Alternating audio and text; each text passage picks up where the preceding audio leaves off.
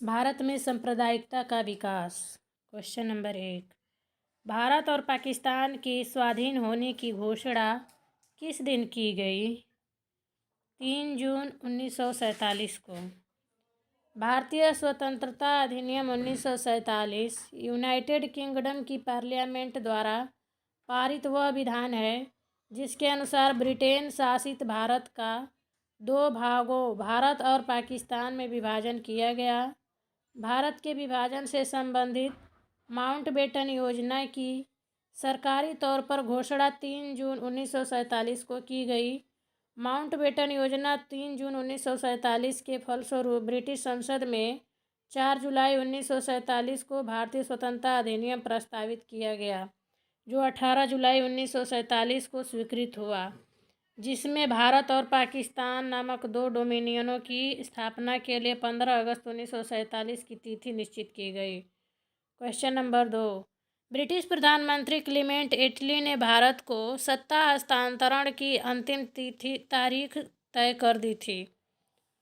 तो सही आंसर है जून 1948 को। भारत की स्वतंत्रता के समय क्लीमेंट एटली ब्रिटिश प्रधानमंत्री थे। उनका कार्यकाल 1945 से 1991 ईस्वी तक था।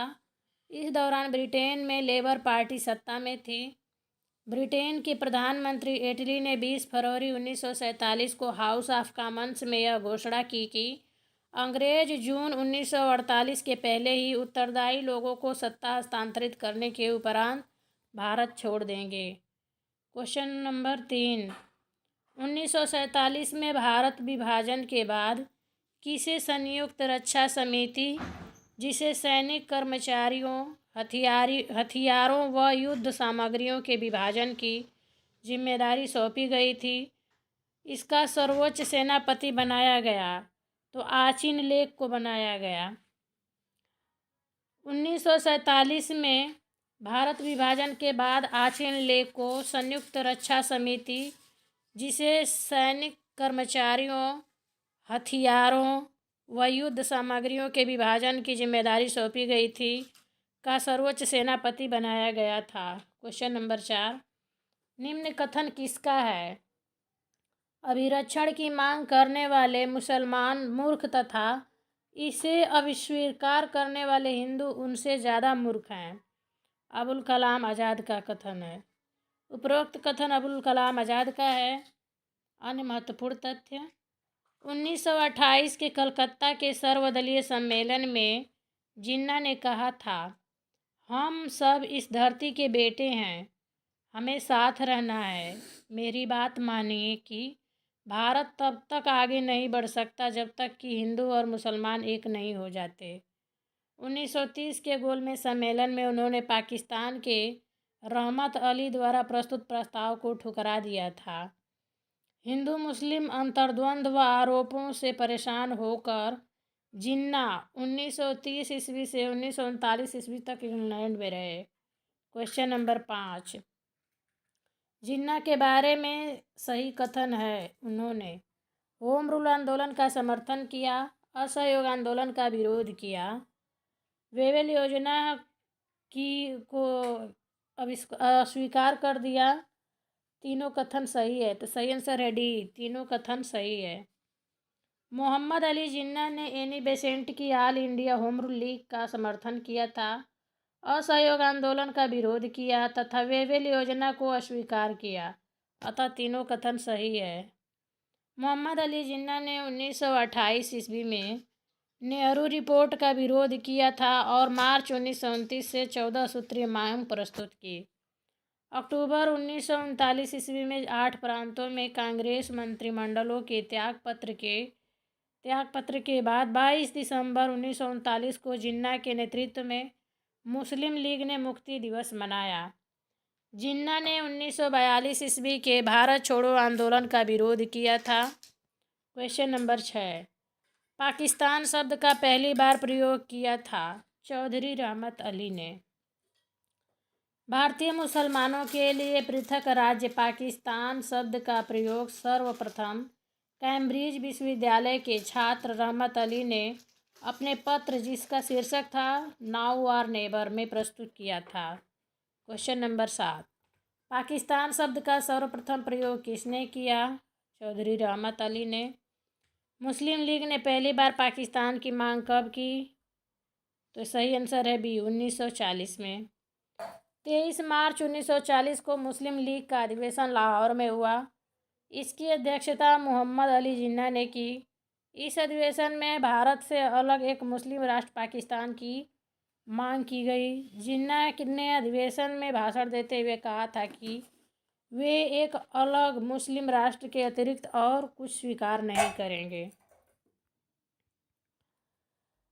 अगला है क्वेश्चन, मुस्लिम लीग ने कब पृथक मुस्लिम राज्य की मांग की? तो मार्च 1940 में।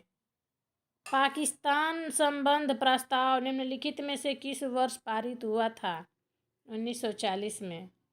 23 मार्च 1940 को मुस्लिम लीग के वार्षिक अधिवेशन में प्रसिद्ध लाहौर प्रस्ताव पाकिस्तान प्रस्ताव पास किया गया, जिसके तहत भारत का विभाजन कर एक पृथक मुस्लिम राष्ट्र पाकिस्तान की मांग की गई।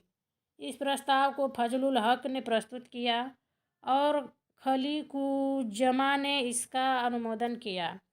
इसकी रूपरेखा तैयार करने में सर सिकंदर हयात खां, फजलुल हक और खलीकुज्जमा की विशेष भूमिका थी। क्वेश्चन नंबर 11, मुस्लिम लीग के किस अधिवेशन में M.A. जिन्ना ने दो राष्ट्रों के सिद्धांत को प्रतिपादित किया था? सही आंसर है डी, लाहौर अधिवेशन 1940। मार्च 1940 में लाहौर में आयोजित मुस्लिम लीग के वार्षिक अधिवेशन में जिन्ना के द्विराष्ट्र सिद्धांत को मान्यता दी गई थी। इससे संबंधित प्रस्ताव का प्रारूप सिकंदर हयात खान ने तैयार किया था और उसे फजलुल हक ने 23 मार्च 1940 को प्रस्तुत किया था। उत्तर प्रदेश माध्यमिक शिक्षा सेवा चयन बोर्ड ने अपने प्रारंभिक उत्तर कुंजी में इस प्रश्न का उत्तर विकल्प ए माना था, लेकिन संशोधित उत्तर कुंजी में इसका उत्तर बी माना गया है। मुस्लिम लीग की स्थापना हुई थी 1906 में। अक्टूबर 1906 में आगा खां के नेतृत्व में मुस्लिमों के शिमला प्रतिनिधिमंडल ने एक ऐसी केंद्रीय मुस्लिम सभा बनाने का प्रचार किया जिसका उद्देश्य मुसलमानों के हितों का संरक्षण हो। इसी विचार के अनुसार ढाका में संपन्न अखिल भारतीय मुस्लिम शैक्षिक सम्मेलन यानी all India Mohammedan education conference के दौरान दिसंबर 1906 में इस सम्मेलन के स्वागत समिति के अध्यक्ष तथा राजनीतिक बैठकों के संयोजक ढाका के नवाब सलीमुल्लाह खां ने अखिल भारतीय मुस्लिम लीग के गठन का प्रस्ताव किया। 56 सदस्यीय अस्थायी समिति का चयन किया गया और मोहसिन उल मुल्क तथा वकार उल मुल्क को संयुक्त रूप से संगठन का सचिव नियुक्त किया गया। लखनऊ में मुस्लिम लीग का मुख्यालय बनाया गया और आगा खां इसके प्रथम अध्यक्ष बनाए गए। विकल्प में इन तीनों के नामों के रहने या इनमें से दो नाम रहने पर संस्थापक के रूप में चयन का वरीयता क्रम इस प्रकार रहेगा: पहला सलीमुल्लाह खां, दूसरा आगा खां, तीसरा मोहसिन उल मुल्क। क्वेश्चन नंबर 13, निम्नलिखित में से कौन मुस्लिम लीग 1906 का संस्थापक था? सलीमुल्लाह खां। अखिल भारतीय मुस्लिम लीग का संस्थापक कौन था? नवाब सलीमुल्लाह खां। अगला चैप्टर है समाचार पत्र, पत्रिकाएं एवं पुस्तकें। निम्नलिखित में किस पुनर्जागरण कवि ने सोनेट्स टू लौरा की रचना की? तो फ्रांसिस्को पेट्रार्क ने। सोनेट्स टू लौरा की रचना पुनर्जागरण कवि फ्रांसिस्को पेट्रार्क ने की थी। क्वेश्चन नंबर 2, धर्म सुधार आंदोलन की महान पुस्तक institute of the Christian religion का निम्नलिखित में कौन लेखक है? तो जॉन कैल्विन लेखक हैं। धर्म सुधार आंदोलन की महान पुस्तक ऑफ द क्रिश्चियन रिलीजन का लेखक लूथरवादी जॉन कैल्विन हैं। स्ट्रगल फॉर फ्रीडम के संस्थापक थे। तो ये है R.C. Majumdar. Struggle for freedom के संपादक RC मजूमदार हैं। इंडियन ओपिनियन के अवैतनिक संपादक कौन थे? तो वो हैं मनसुख लाल नागर। इंडियन ओपिनियन के अवैतनिक संपादक मनसुख लाल हीरालाल नागर थे। वे इसके प्रथम संपादक भी थे। यह समाचार पत्र डरबन से निकला था, जिसका पहला अंक जून 1903 में प्रकाशित हुआ था। भारतीय प्रेस आपातकालीन शक्तियाँ अधिनियम किस वर्ष में पारित किया गया? 1931 में।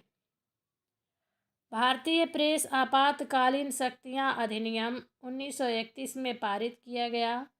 इस अधिनियम ने 1910 ईस्वी के प्रेस संबंधी अधिनियम को फिर से लागू कर दिया। The first Indian war of independence 1857 से 1859 पुस्तक का लेखक था VD Savarkar. The first Indian war of independence 1857 पुस्तक के लेखक वीडी सावरकर है। वर्ष 1909 में लिखित इस पुस्तक में सावरकर ने इसे सुनियोजित स्वतंत्रता संग्राम की संज्ञा दी।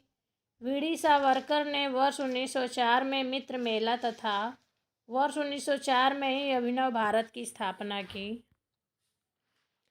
अनहैप्पी इंडिया पुस्तक के लेखक कौन हैं? लाला लाजपत राय हैं।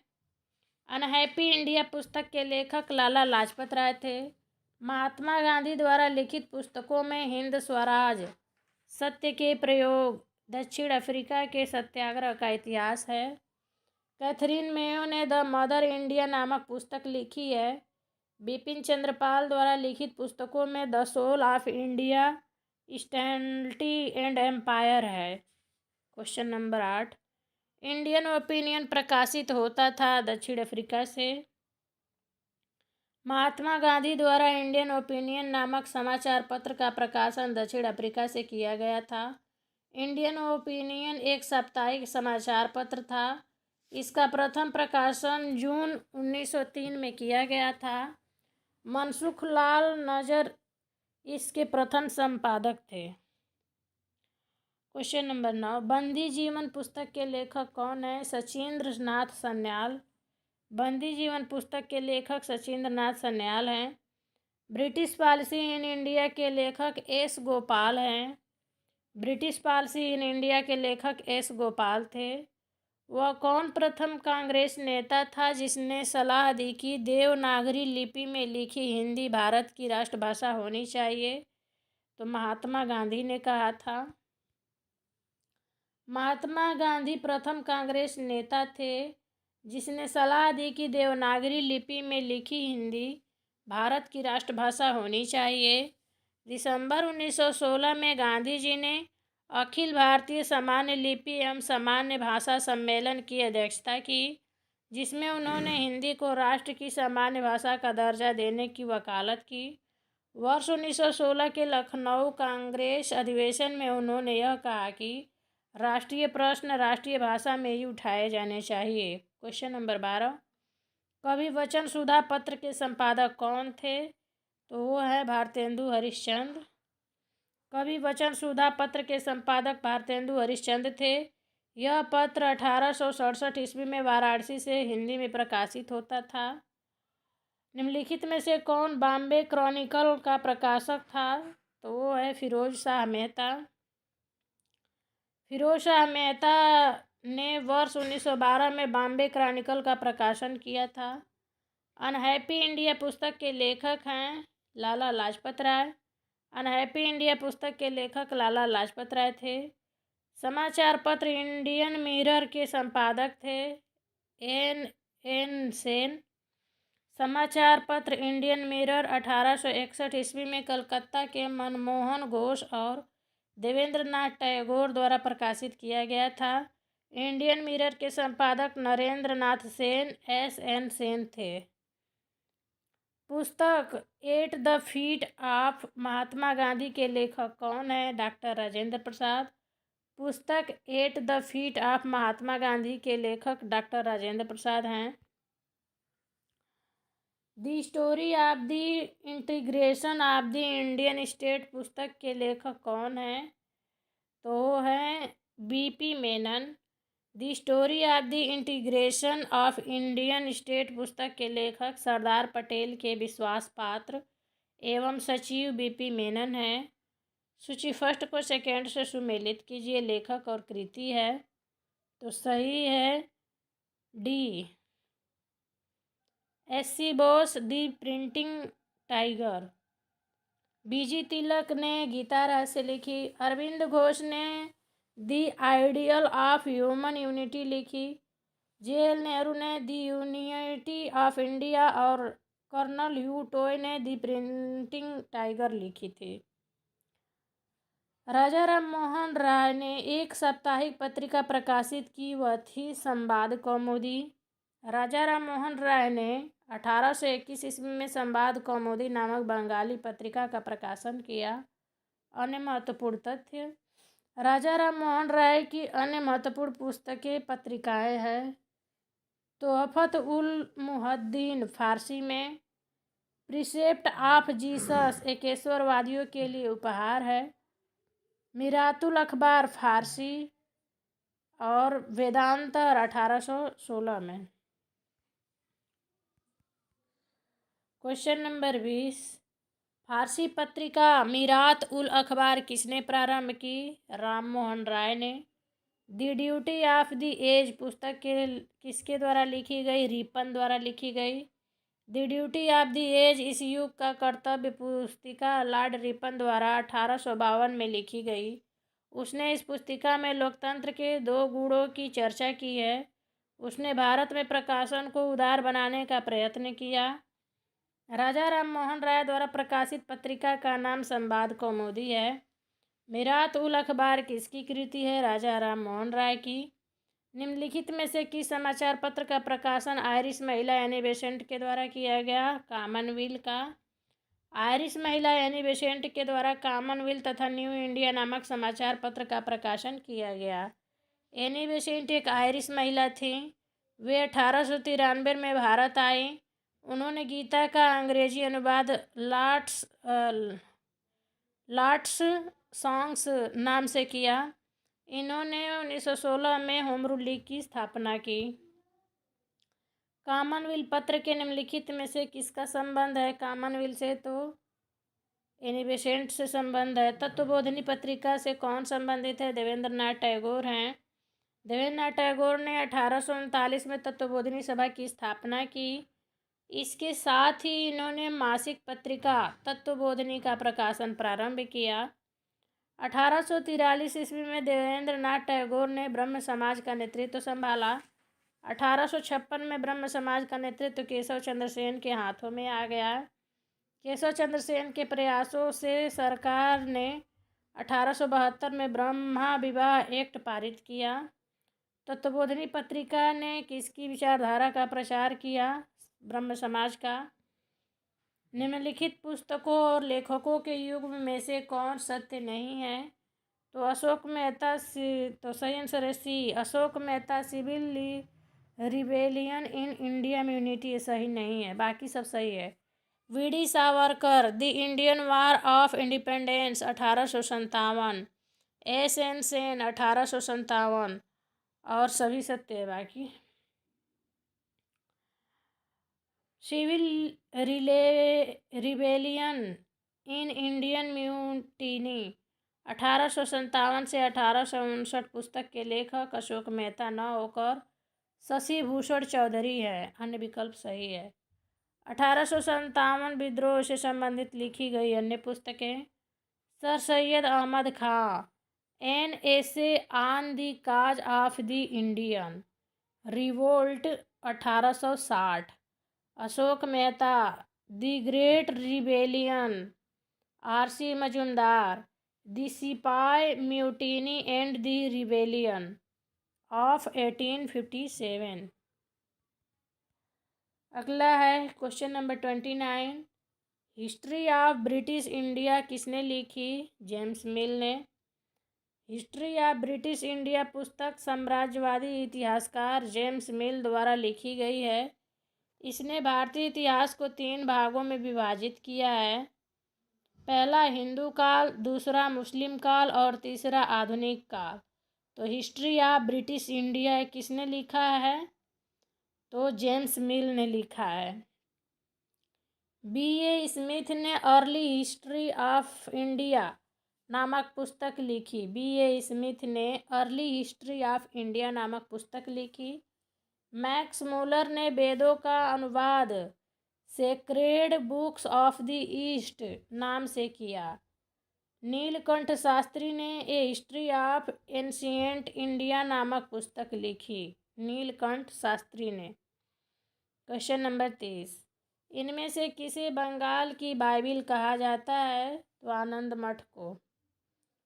बंकिम चंद्र चट्टोपाध्याय एक महान लेखक होने के साथ साथ एक चिंतक और दार्शनिक भी थे। इनकी प्रसिद्ध कृति आनंद मठ थी, जिसे बंगाल की बाइबिल कहा जाता है। बंकिम चंद्र चट्टोपाध्याय ने अपनी कृति आनंद मठ में वंदे मातरम नामक राष्ट्रीय गीत की रचना की। इनका 1864 में दुर्गेश नंदिनी नामक उपन्यास बंगला भाषा में प्रकाशित हुआ। उन्होंने बंग दर्शन नामक बंगाली साहित्य की एक पत्रिका का भी प्रकाशन किया। गीता रहस्य पुस्तक किसने लिखी? B.G. तिलक ने लिखी। बाल गंगाधर तिलक ने अपनी चर्चित पुस्तक गीता रहस्य को मांडले जेल में लिखा। बाल गंगाधर तिलक की अन्य महत्वपूर्ण पुस्तकें एवं पत्र पत्रिकाएं हैं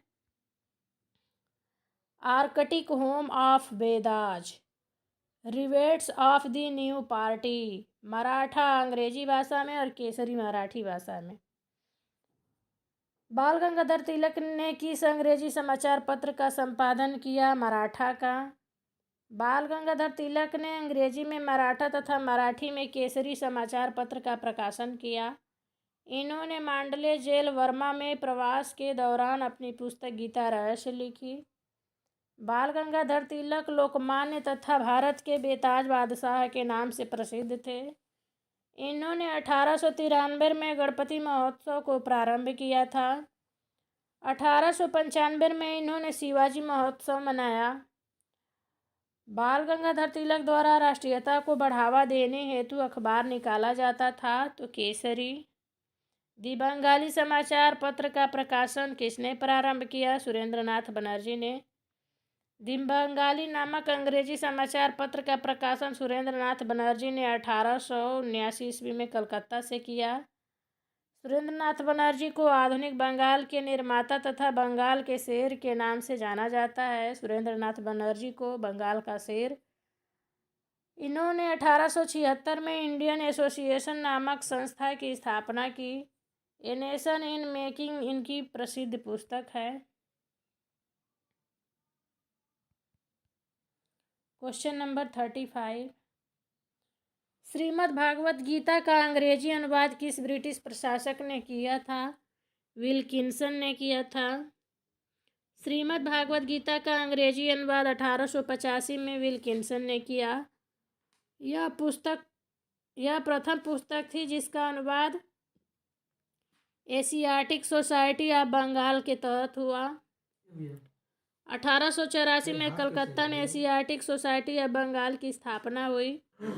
1889 में अभिज्ञान शाकुंतलम नामक पुस्तक नाटक का अंग्रेजी अनुवाद सर विलियम जोन्स ने किया। यंग इंडिया नामक समाचार पत्र का संपादन किया था महात्मा गांधी ने। महात्मा गांधी ने 1919 में यंग इंडिया नामक समाचार पत्र का प्रकाशन किया। महात्मा गांधी की अन्य महत्वपूर्ण पुस्तकें एवं पत्र पत्रिकाएं हैं London guide, a guide to health, green pamphlet, Hind Swaraj, Sarvodaya, Navjivan, Harijan, Satyagraha. समाचार पत्र इंडियन ओपिनियन संबंधित है महात्मा गांधी से। इंडियन ओपिनियन नामक अखबार का संबंध गांधी जी से है। उन्होंने इस समाचार पत्र को दक्षिण अफ्रीका में अपने प्रवास के दौरान निकाला था। यह समाचार पत्र गुजराती, हिंदी, तमिल और अंग्रेजी में प्रकाशित होता था। किस वर्ष हरिजन साप्ताहिक सर्वप्रथम प्रकाशित हुआ था? तो 1933 में। वर्ष 1933 में साप्ताहिक पत्र हरिजन सर्वप्रथम प्रकाशित हुआ था। साप्ताहिक पत्र हरिजन महात्मा गांधी द्वारा शुरू किया गया था। वर्ष 1932 में गांधी जी ने अखिल भारतीय हरिजन संघ की स्थापना की थी। गांधी जी द्वारा वर्ष 1932 में स्थापित अखिल भारतीय छुआछूत विरोधी लीग के प्रथम अध्यक्ष घनश्याम दास बिड़ला और महासचिव A.B. ठक्कर थे। भारतीय राष्ट्रीय आंदोलन पर लिखी गई यंग इंडिया नामक पुस्तक की रचना की गई थी लाला लाजपत राय द्वारा। भारतीय राष्ट्रीय आंदोलन पर लिखी गई यंग इंडिया नामक पुस्तक की रचना लाला लाजपत राय ने की थी। लाला लाजपत राय ने अन्य निम्न पुस्तकें और पत्र पत्रिकाओं का संपादन किया। पहला, दी वंदे मातरम, पंजाबी, दी पीपुल, तरुण भारत तथा autobiographical writing. Question number 40, the Saraswati flows on के लेखक हैं, तो वो हैं बीबी लाल। बीबी लाल यानी ब्रजवासी लाल का जन्म 1921 ईस्वी में झांसी में हुआ। ये भारत के विख्यात पुरातत्वविद हैं। इन्होंने भारत के विभिन्न क्षेत्रों में अनेक पुरातात्विक स्थलों का अन्वेषण एवं उत्खनन किया। दी सरस्वती फ्लोज ऑन पुस्तक के लेखक बीबी लाल हैं। बीबी लाल के अन्य संपादित ग्रंथ हैं the earliest civilisation of South Asia, new light on Indus civilisation, frontier on the Indus civilisation. Question number 41, the economic history of India के लेखक हैं Romesh Chandra Dutt. The economic history of India के लेखक रोमेश चंद्र दत्त हैं। यह भारत के प्रसिद्ध प्रशासक, आर्थिक इतिहासज्ञ तथा लेखक हैं। अगला है, इनके अन्य ग्रंथ हैं later Hindu civilisation, Indian in the Victorian age, a history of the literature of Bengal, the Mahabharata and the Ramayana, a history of civilisation in ancient India, 3 खंड में की है। जजमानी प्रथा का उल्लेख करने वाले उपन्यास गण देवता की रचना की गई, तो ताराशंकर बंदोपाध्याय द्वारा। जजमानी प्रथा का उल्लेख करने वाले उपन्यास गण देवता की रचना ताराशंकर बंदोपाध्याय के द्वारा की गई थी। ताराशंकर बंदोपाध्याय एक बांग्ला साहित्यकार हैं। इन्हें गण देवता के लिए 1966 ईस्वी में ज्ञानपीठ पुरस्कार से सम्मानित किया गया। इन्हें साहित्य एवं शिक्षा क्षेत्र में भारत सरकार द्वारा 1969 में पद्मभूषण से सम्मानित किया गया। आरसी दास की मृत्यु के बाद स्वराज पार्टी का दलों में विभाजन हो गया था और प्रतिक्रियावादी दल के द्वारा के लिए कार्य किया गया, यानी किसके लिए, तो विविध में देखते हैं कुछ क्वेश्चन है। आरसी दास की मृत्यु के बाद स्वराज पार्टी का दलों में विभाजन हो गया था और प्रतिक्रियावादी दल ने किसके लिए कार्य किया, तो ब्रिटिश सरकार के साथ सहयोग करके हिंदू हितों की रक्षा के लिए कार्य किया। स्वराज पार्टी की स्थापना मार्च 1923 में CR दास और मोतीलाल नेहरू ने की थी। इस दल ने विधायिकाओं में प्रवेश सरकार के असहयोग की नीति अपनाई, परंतु 1925 में CR दास की मृत्यु के बाद स्वराजी कई गुटों में बंट गए, जिसमें से प्रतिक्रियावादी समूह ने ब्रिटिश सरकार के साथ सहयोग के माध्यम से हिंदू हितों की रक्षा के लिए कार्य करने की नीति अपनाई। क्वेश्चन नंबर 2 है, निम्नलिखित में से किसने भारतीय विश्वविद्यालयों में धार्मिक शिक्षा के लिए प्रबलता से वकालत की? बाल गंगाधर तिलक, स्वामी विवेकानंद, महात्मा गांधी, मदन मोहन मालवीय ने, सै एन रेड्डी, मदन मोहन मालवीय ने। भारतीय विश्वविद्यालयों में धार्मिक शिक्षा के लिए मदन मोहन मालवीय ने प्रबल रूप से वकालत की थी। मदन मोहन मालवीय अग्रणी राष्ट्रवादी तथा देशभक्त थे। वे आरंभ में एक स्कूल अध्यापक तथा बाद में व्यवसाय से वकील रहे। सही क्रम में व्यवस्थित करना है। रौलट एक्ट, गांधी इरविन समझौता, मार्ले मिंटो सुधार, हिल्बर्ट बिल, तो सही आंसर है ए, पहले हिल्बर्ट बिल आया, फिर मार्ले मिंटो सुधार, फिर रॉलेट एक्ट, फिर गांधी इरविन समझौता हुआ। हिल्बर्ट बिल 1883 में, मार्ले मिंटो सुधार 1909 में, रॉलेट एक्ट 1919 और गांधी इरविन समझौता 1931 में हुआ। उर्दू कवि जो द्वितीय और तृतीय गोलमेज सम्मेलन दोनों के प्रतिनिधि थे तो है मोहम्मद इकबाल। उर्दू कवि मोहम्मद इकबाल ने द्वितीय और तृतीय गोलमेज सम्मेलन दोनों के प्रतिनिधि थे। ब्रिटिश काल के दौरान भारत का शीर्ष न्यायालय निम्नलिखित में से कौन सा था? तो प्रिवी काउंसिल था। ब्रिटिश काल के दौरान भारत का शीर्ष न्यायालय प्रिवी काउंसिल था। क्वेश्चन नंबर 6, वर्ष 1901 के सिंचाई आयोग का अध्यक्ष कौन था?